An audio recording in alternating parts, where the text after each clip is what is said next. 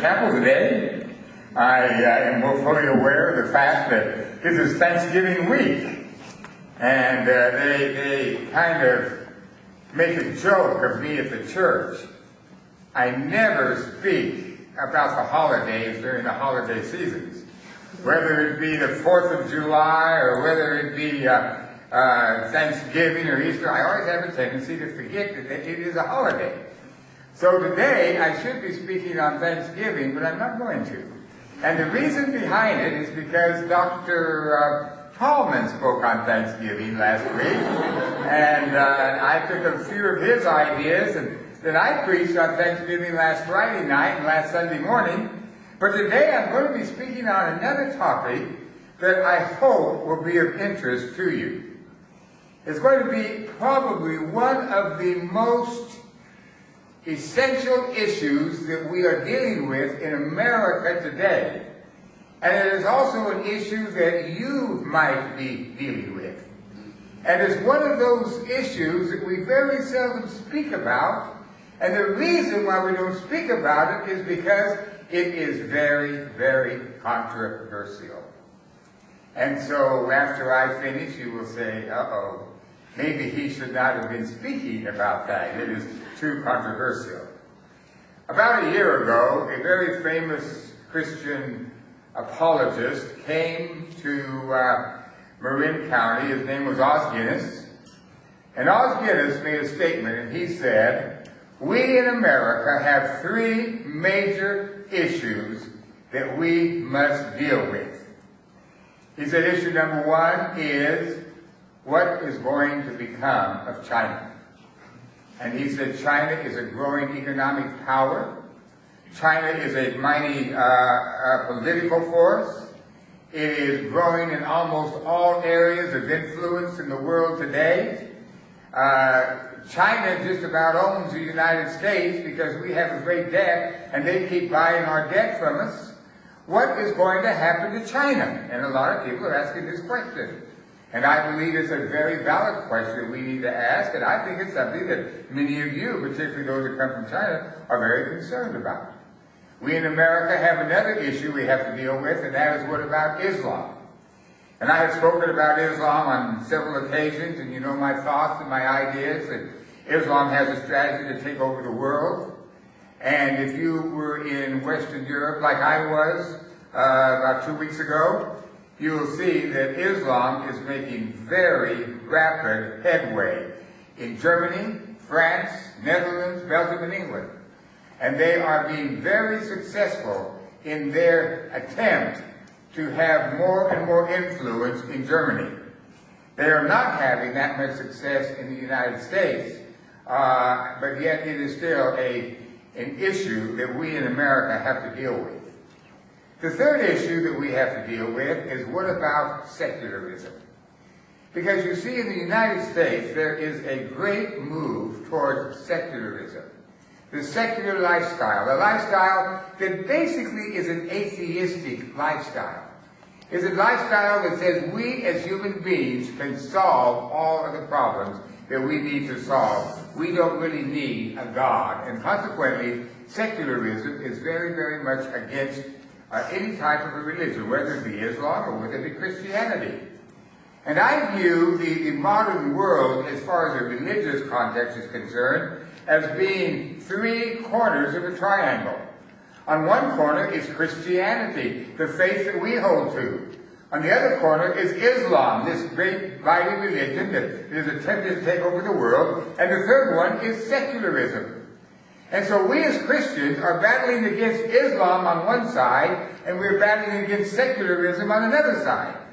Islam is battling against Christianity and secularism, and secularism is battling against Christianity and Islam. And so you have this trichotomy, if you please, of these three forces battling each other.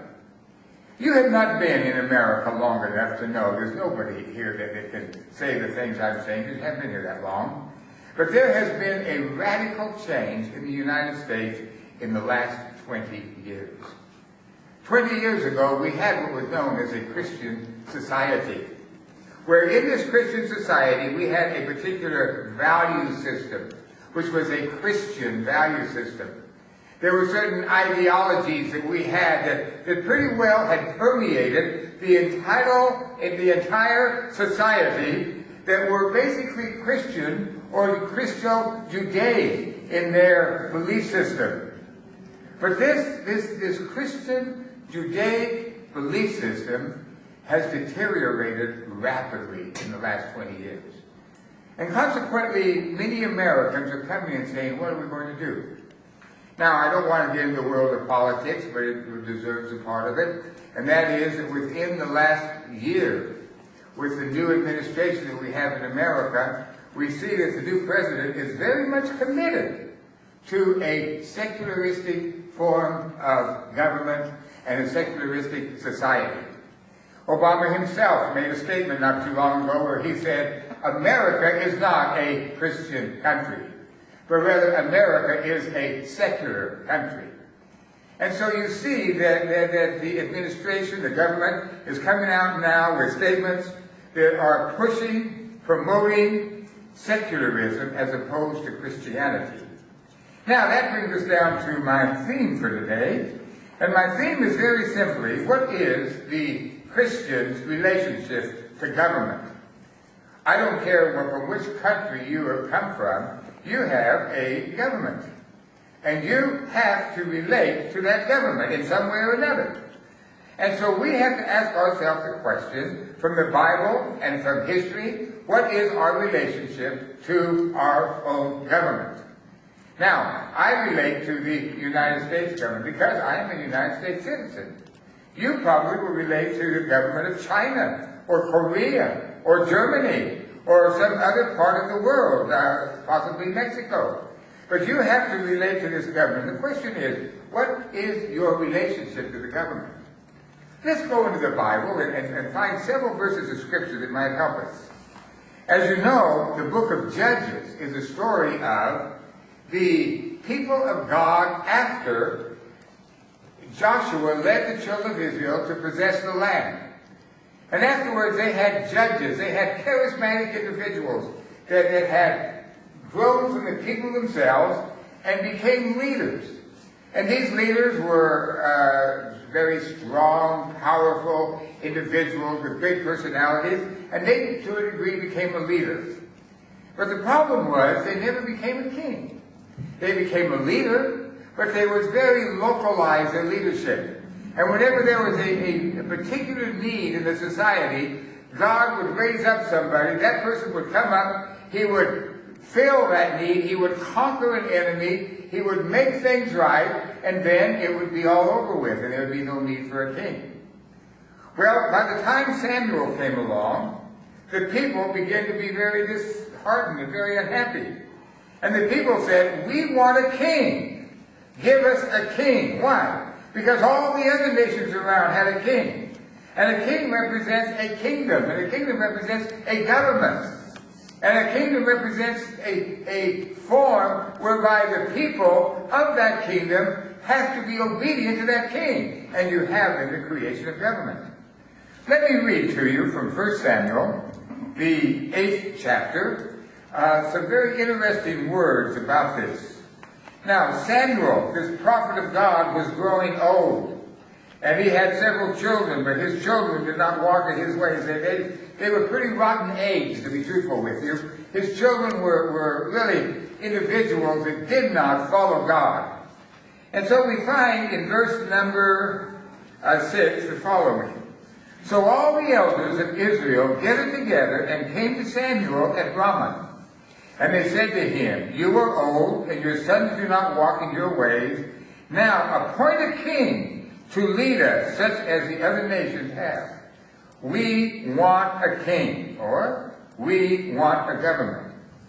But when they said, give us a king to lead us, this displeased Samuel. So he prayed to the Lord, and the Lord told him, listen to all that the people are saying to you.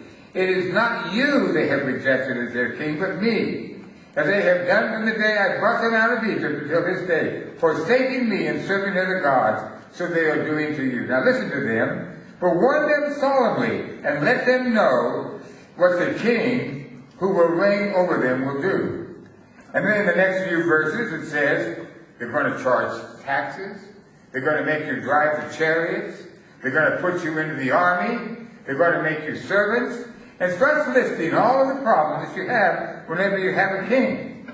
And so finally, when Samuel heard all of the things, and the people refused to listen to Samuel, no, they said, we want a king over us. They'll be able to be like the other nations with a king to lead us and to go out before us and to fight our battles. When Samuel heard all that, the people said, he repeated before the Lord. The Lord answered, listen to them and give them a king. So Samuel appointed a king. Isn't that interesting? The way that God wanted his people to rule and to live was what we would call a theocracy. And in a theocracy, that means God is the ruler of the people. And God would be the one that would tell the people what they would want to do. And to a degree, the priests would be the leaders of that particular government. And that they would make their decisions based upon a particular need at that time. But the people rebelled and they said, no, we want to be like the other nations. We want to have a king. Well, Israel and Judah were pretty well condemned from that point on. They had a king.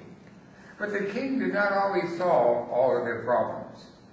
So there's even a movement underway today called the Restoration Movement in the United States that says, let us do away with the government and let us have a theocracy. And by a theocracy, we will let preachers be the rulers of our country. Well, we have a very similar situation in Iran today. Because in Iran, they said, let us do away with the king, the Shah, and we will create a theocracy. And so they created a theocracy. And who are the leaders now of the Iranian government? They are all mullahs. Or we might say preachers. Or we might say seminary presidents. Or whoever they are leaders within Islam. And the government's not doing very well at all. So I'm not entirely sure that we need to recreate a theocracy based upon what we find in the book of Judges. But God allowed people to have a king, and thus, I think that we are in a situation today where we must respect the governments that God has put over us.